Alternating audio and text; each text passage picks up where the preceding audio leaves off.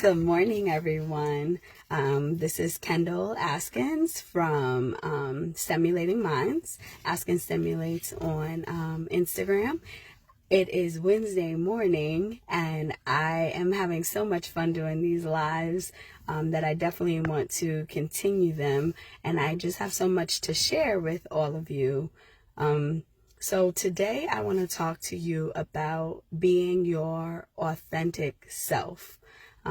And that is something that we often lose sight of. I know that I have lost sight of that until probably the past 2 years. That's where I really grew into being my authentic self. And one indicator for me that I wasn't being my authentic self much throughout my life is I felt like I was in a constant battle. Like everything that people were saying to me, if I made certain adjustments, then I would be losing who I was. And I was just questioning those things.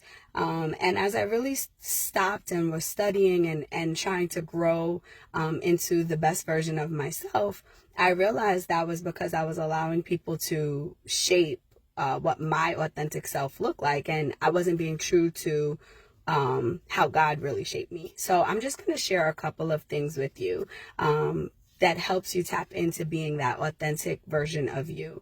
The first is children.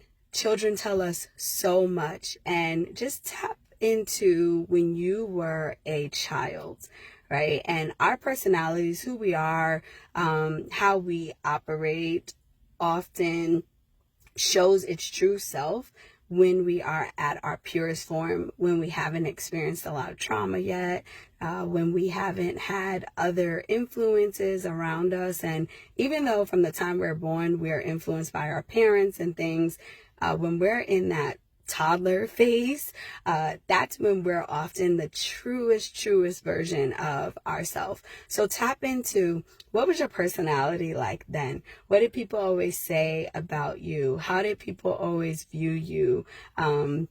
Were you someone who couldn't really be easily swayed? Were you someone that was always down for the adventure? Were you someone who just enjoyed your peace and quiet?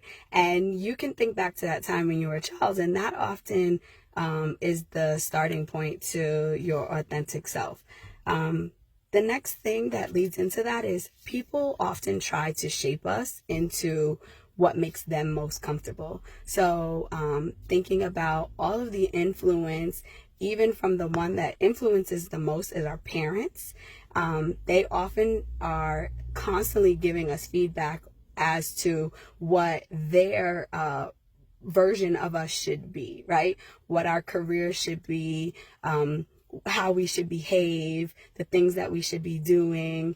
And if we think about those influences and what those influences have done for us as people, that is something that also helps us understand, were we following our truest path, our authentic self path, or are we just following a path that someone else wants us to follow? And you'll know if you're following your authentic path or if you're following another path that someone wants you to follow based on how it feels when you're doing that path. Is it something that is easy for you? Is it something that is feeling very difficult for you?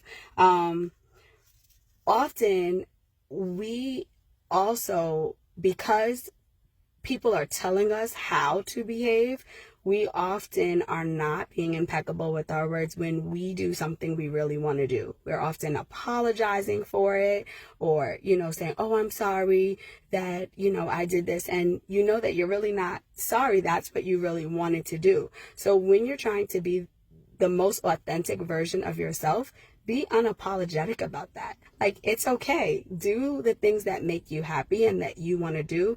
And those are often the things that's going to have you experience the most joy out of life. Your initial response is usually that authentic self response. And then I just want to leave you with, there is nothing wrong with you. You may not be the best version of yourself yet, and you might want to continue to grow in areas, but it doesn't mean that you have to change who you are. So that is something that was really huge for me personally.